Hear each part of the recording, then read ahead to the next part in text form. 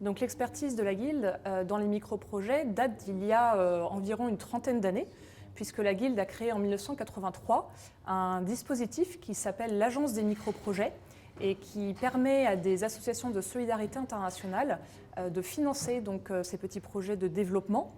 En 1993, le ministère des Affaires étrangères a soutenu cette initiative et cette initiative est désormais soutenue par l'Agence française de développement.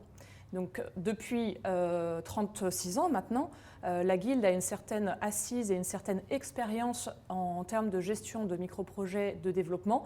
Et c'est pour cette raison que la Guilde va lancer ce nouveau programme Sport et Développement en 2019.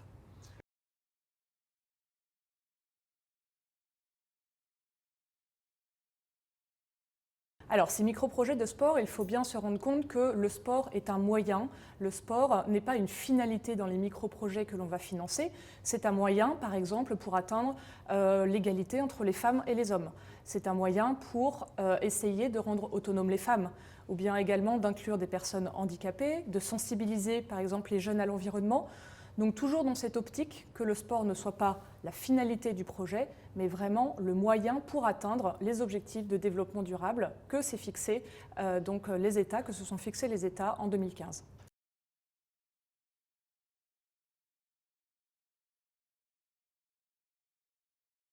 Alors, pour bénéficier d'un financement pour mettre en place un micro-projet sur le sport, les petites associations françaises doivent tout d'abord avoir un partenaire local dans un pays africain ou bien en Haïti.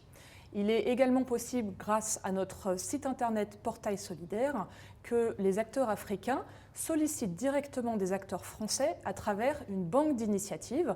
Les acteurs africains peuvent présenter leurs projets, le sport sur lequel elles souhaitent travailler, ainsi que le pays dans lequel l'association est implantée.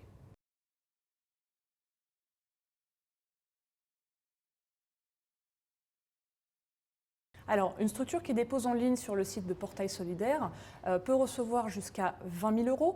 Elle peut également recevoir de l'accompagnement. Ce n'est pas seulement de l'apport financier, c'est également un apport humain avec l'équipe de sport et développement qui se met à disposition pour pouvoir accompagner de manière personnalisée ou bien de manière collective les porteurs de projets de solidarité internationale française.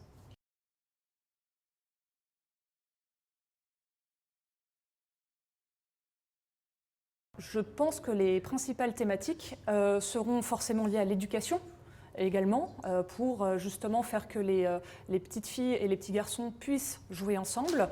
Vous avez dans le sport aussi des valeurs de respect, des valeurs d'écoute, des valeurs d'entraide, ce qu'on demande également aux enfants à l'école. Vous avez également le sport qui peut être associé à la thématique de la santé. Faire du sport, on sait que c'est bon pour la santé physique, mais c'est également bon pour la santé psychique et psychologique, particulièrement pour des populations vulnérables qui ont subi des traumatismes. Vous pouvez avoir également le sport allié à la thématique de l'environnement, où les projets liés au sport pourront être un moyen pour sensibiliser les jeunes et les moins jeunes, par exemple lors d'un tournoi de football, de volleyball, de handball, pour que les personnes soient sensibilisées à l'intérêt de prendre soin de l'environnement qui les entoure. Alors on sait aussi que le sport favorise bien sûr la paix entre les peuples, la paix entre les États. Le sport va aussi favoriser la cohésion sociale. Le sport va aussi favoriser l'insertion professionnelle et bien sûr le sport favorise l'inclusion des personnes handicapées. On va pouvoir développer des sports qui sont adaptés au handicap des personnes.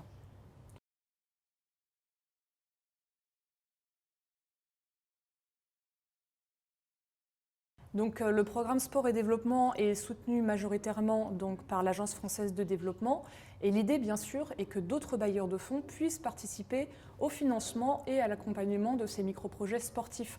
L'idée étant que le site internet Portail Solidaire puisse regrouper plusieurs bailleurs de fonds, tels que des associations, des entreprises, des collectivités territoriales, pour que tous ces acteurs ensemble se fédèrent et puissent financer des micro-projets de développement sur le sport en Afrique et en Haïti.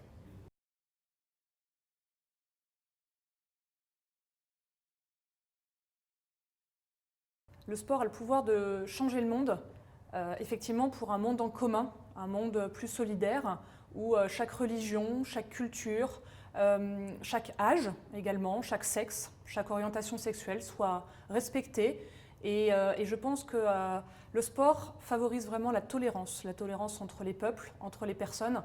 Et nous en avons besoin d'autant plus ces dernières années, ces derniers temps, que le monde part malheureusement un petit peu en... Non, c'est très dur. Et nous en avons besoin parce que nous souhaitons un monde en commun plus solidaire et également plus respectueux de l'environnement.